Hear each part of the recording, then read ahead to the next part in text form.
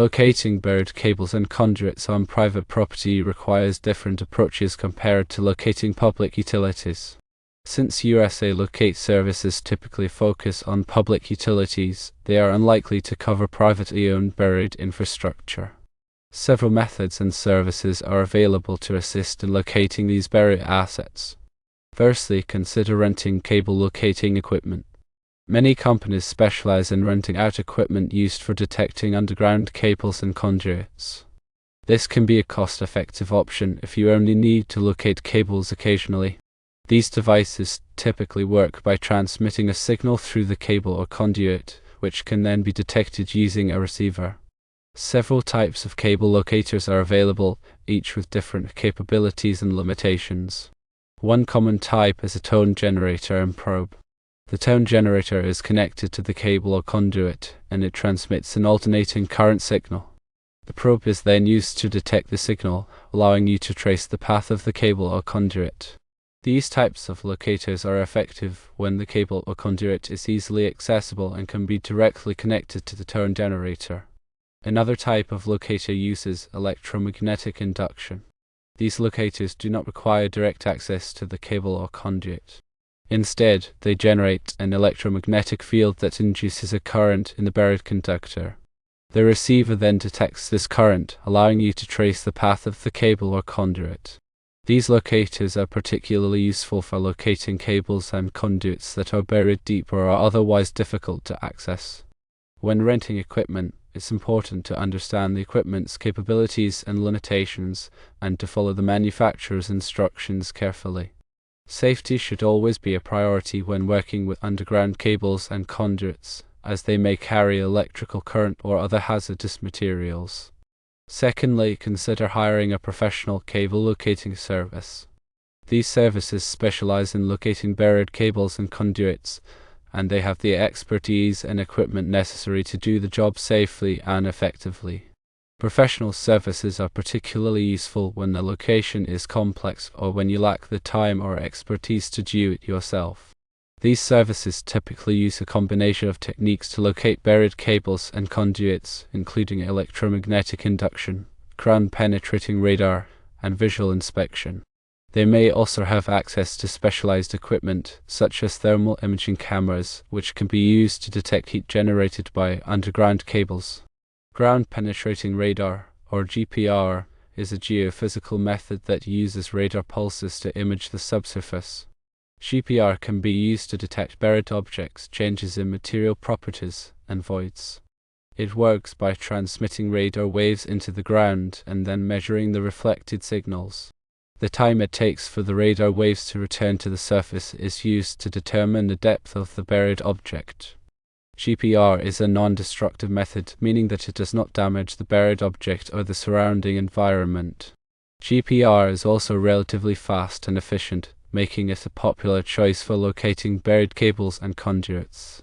However, GPR can be affected by soil conditions such as moisture content and conductivity.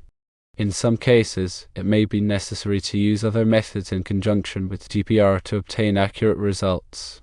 Visual inspection can also be a useful technique for locating buried cables and conduits. This involves carefully examining the surface of the ground for any signs of disturbance, such as trenches, manholes, or handholes. These features can provide clues about the location of buried cables and conduits. In some cases, it may be possible to trace the path of a cable or conduit by following the line of sight between two visible features. It's important to note that visual inspection can be time-consuming and may not always be accurate. However, it can be a useful starting point for locating buried cables and conduits. Before hiring a professional service, be sure to check their credentials and experience. Ask for references and review their safety record. It's also a good idea to get multiple quotes before making a decision. Thirdly, if you anticipate needing to locate buried cables and conduits frequently, you might consider purchasing your own equipment. However, as you mentioned, this can be a significant investment. The cost of cable locating equipment can vary widely depending on the type of equipment and its capabilities. Simple tone generators and probes can be purchased for a few $100s, while more sophisticated electromagnetic induction locators can cost several $1,000s. Ground-penetrating radar systems can be even more expensive, ranging from tens of thousands to hundreds of thousands of dollars. Before purchasing equipment, it's important to carefully consider your needs and budget. Consider the types of cables and conduits you will be locating, the depth at which they are buried, and the complexity of the location. It's also important to factor in the cost of training and maintenance. Operating cable locating equipment requires specialized knowledge and skills. You will need to learn how to use the equipment safely and effectively, and you will need to understand the limitations of the technology. You may also need to obtain permits or licenses before operating cable locating equipment in certain areas. Maintenance is also an important consideration. Cable locating equipment can be sensitive and may require regular maintenance to ensure accurate and reliable performance. You will need to have access to qualified technicians who can repair and calibrate the equipment. In summary, locating buried cables and conduits on private property requires a different approach than locating public utilities. You can either rent equipment, hire a professional service, or purchase your own equipment. The best option will depend on your needs, budget, and expertise. Regardless of the method you choose, safety should always be a priority. Always follow the manufacturer's instructions carefully and be aware of the potential hazards associated with working with underground cables and conduits.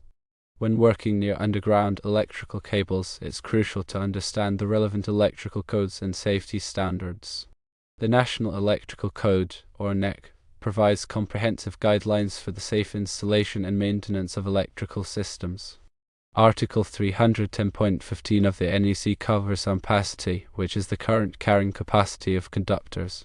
This article provides tables and formulas for determining the ampacity of conductors based on the size, insulation type, and installation conditions. Understanding ampacity is essential for ensuring that conductors are not overloaded, which can lead to overheating and fires. Article 250 of the NEC covers grounding and bonding.